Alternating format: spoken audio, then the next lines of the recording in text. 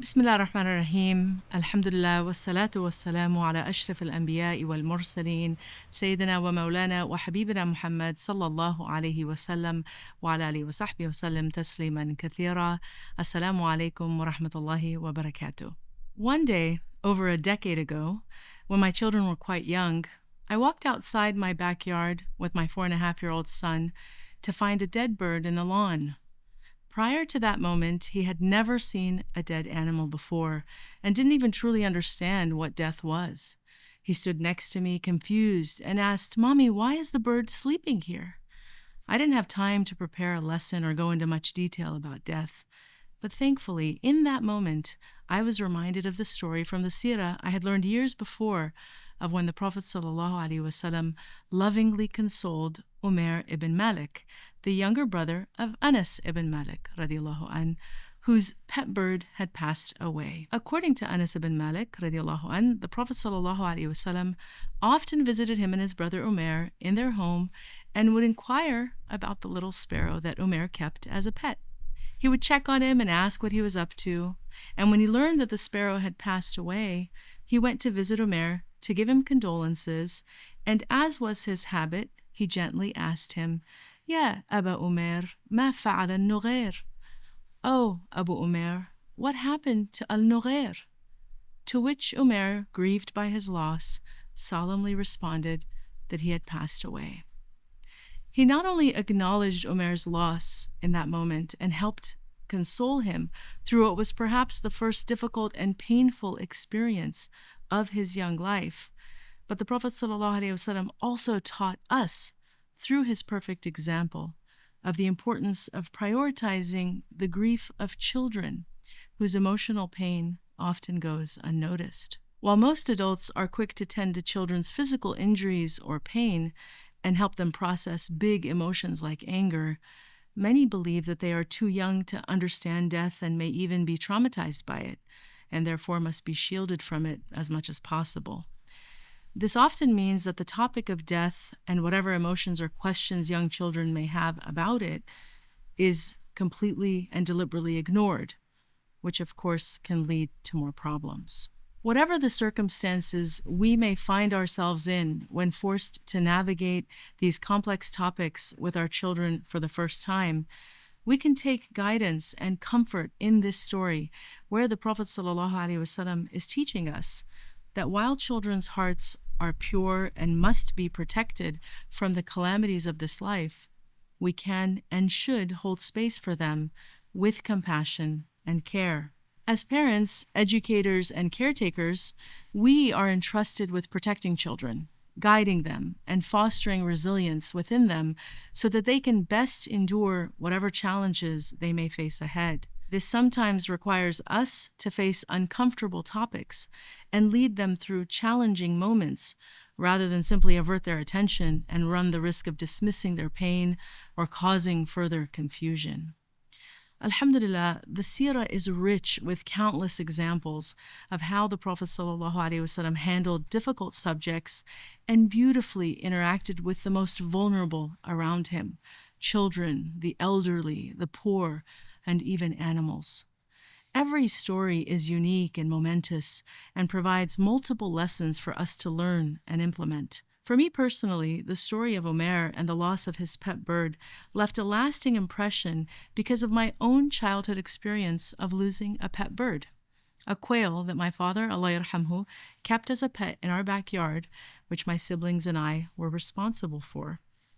This nameless quail quickly became part of our family and daily routine as we let it out of its cage every morning so it could roam freely in the backyard during the day and seek food and shade. After nearly a year with us, tragically, one day when my sister and I came to release it from its cage in the morning, we found that it had passed away. Its lifeless body laid stiff in the cage. Though we had parakeets all throughout our childhood, my father always told us they flew away. This was the first time we witnessed a death up close, and without any warning. The sight of its frozen little body was painful to process.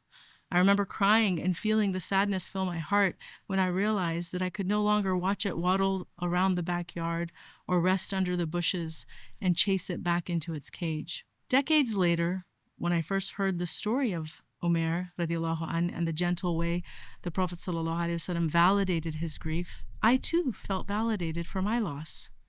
Just reading the story helped me better understand the significance of my own experience, something I had long been conditioned to believe was not important because, after all, it was just a bird.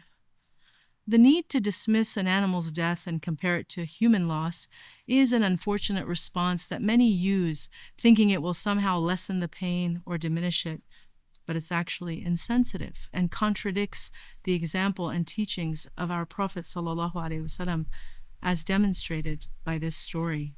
And although I wasn't as young as Umair, I remember being affected by the sudden loss of our quail, this fragile living being entrusted to us, and the guilt and grief that followed. So to know that the Prophet ﷺ visited a child to offer condolences when he lost a pet left an indelible mark on my heart. And by the grace of God, the knowledge of that story helped me tremendously when I was suddenly put in the difficult position of helping my own child understand the concept of death for the first time. Deeply reflecting on these special stories from the sirah, it becomes clear that the Prophet ﷺ's interactions with children like Umair and others epitomize much of what we know about his overall sublime character and his capacity to show great empathy, compassion, and kindness to all hearts, big and small. In another example, also involving Anas ibn Malik radiallahu an, we learn of how beautifully the Prophet ﷺ dealt with something every parent and educator can certainly relate to: instructing a distractible child. In a well-known incident, Anas ibn Malik radiallahu an reports that when he was a young boy, he was once tasked to run an errand for the Prophet ﷺ and immediately left to take care of the matter. On his way, however, he came across a group of young boys playing, and he couldn't resist joining them. When some time had passed and he had not returned, the Prophet ﷺ grew concerned and went out to look for him and found him playing. Rather than scold him in front of his friends, the Prophet ﷺ approached Anas and simply asked him if he fulfilled the task he was sent to do. Sheepishly, Anas admitted that he had not yet done so and realized his mistake. He then immediately left to complete it. The Prophet ﷺ's gentle way of reminding, not reprimanding Anas may surprise some given the circumstances. However, the truth is that he never shamed anyone, ever, and certainly not children. His gentleness and empathy with Anas was thus not an exception, but rather the rule. His standard was always to be gentle, and he taught us to do the same in every situation. In the well-known hadith of Sayyidah Aisha radiallahu anha, when she lost patience with a camel that was misbehaving, he gently reminds her, عليك بالرفق فإن الرفق لا يكون في شيء إلا زانه ولا ينزأ من شيء إلا شانه. You must be gentle. Verily, gentleness is not in anything but that it beautifies it, and it is not removed from anything but that it disgraces it. Indeed, the Prophet ﷺ was always gentle, and many testified to the fact. In another sound narration, again from Anas radiallahu an, who stayed with the Prophet ﷺ for 10 years, from the age of 10 onwards, he stated that during that entire decade spent with the Prophet ﷺ, he was never once asked why he did or didn't do something, nor was he ever rebuked or punished for anything. Let us think about that for a moment. He spent 10 years caring for a child that wasn't his, and he never once showed even the slightest disappointment or frustration. And this is from the testimony of the child himself, subhanallah. By comparison, how many of us have asked our children or students to complete a task by a specific time, only to find that they are nowhere to be found or are completely immersed in something else unrelated? And how many of us have completely lost our cool, even with young children, despite knowing well that they are easily prone to distraction and forgetfulness? Some of us become so upset we overreact and feel justified doing so because we feel personally slighted or disrespected. And sadly, in some of our cultures, we're taught to believe that when a child forgets their duties, they are bad and disobedient.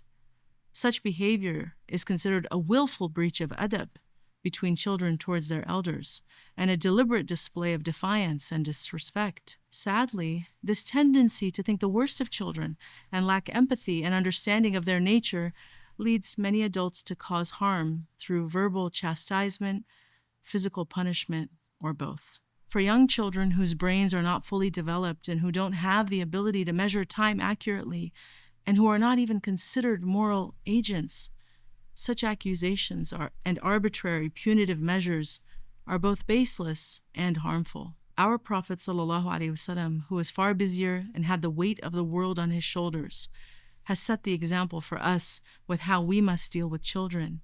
He was consistent in his care, compassion, and gentle disposition with them, and always made sure they were seen, heard, and felt loved. Reflecting on how gently he dealt with young Anas's natural distractibility and temptation to join his friends in play rather than complete his errand, we must question if our own expectations of children today are fair and realistic.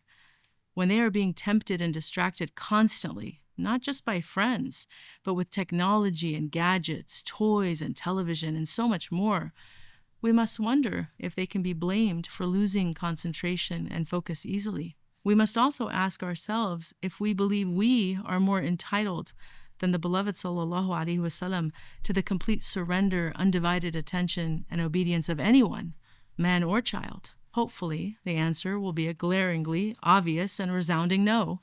And perhaps just by simply comparing our parenting style, our way of speaking and teaching young children with the best of creation, ﷺ, we will make the necessary changes to do better and be better, inshallah. This process of holding ourselves to account and rectifying our mistakes in all matters is something we must all do. The Prophet ﷺ was sent to guide us and teach us, and it is never too late to change our ways and adopt his ways. When I remember that moment standing with my son in the backyard, I know for certain that it was because of the invaluable lessons gleaned from reading the sirah and learning about the stories of how the Prophet ﷺ always approached people with compassion and humility, like he did with Umar and Anas and many other children, that I was able to gently and with empathy explain the concept of death and the burial process to my son. What could have been a moment led by confusion and stress turned into something really meaningful and special. My son was able to understand that death was a normal part of life and that every living thing eventually returns to Allah subhanahu wa ta'ala. He was saddened but submitted and helped me dig a shallow grave with a small hand shovel and then gently laid the bird inside the little patch of dirt we dug for him. We read Surah Al-Fatiha and covered the bird up for its long and peaceful sleep, and then went inside. Alhamdulillah for our beloved ﷺ, who offers us guidance in every matter and reminds us to never diminish the small acts, the brief words of empathy, the subtle glances of love, and the warm embraces. We do not know what from any of our actions will be accepted, but we can be sure that when we strive to emulate the best of creation, sallallahu alaihi wasallam, and follow his lead, we will have a much greater chance of success. May Allah subhanahu wa ta'ala guide and protect us all and strengthen our bonds with our beloved sallallahu alaihi wasallam in this blessed month of Rabi al-Awwal and every day moving forward. Ameen. Jazakumullahu khairan. Wassalamu alaikum wa rahmatullahi wa barakatuh. The Prophet ﷺ said in a hadith reported by Ibn Abbas radiallahu an, that 12,000 people can never be defeated due to their numbers. At Zaytuna College, we inspire to grow and expand our program to ensure that every Muslim child is afforded the opportunity of a world-class liberal arts education grounded in our rich faith tradition. We need your support to do that. Please consider becoming a monthly donor with the 12,000 campaign. To learn more, please visit our website, zaytuna.edu. Jazakumullahu khairan.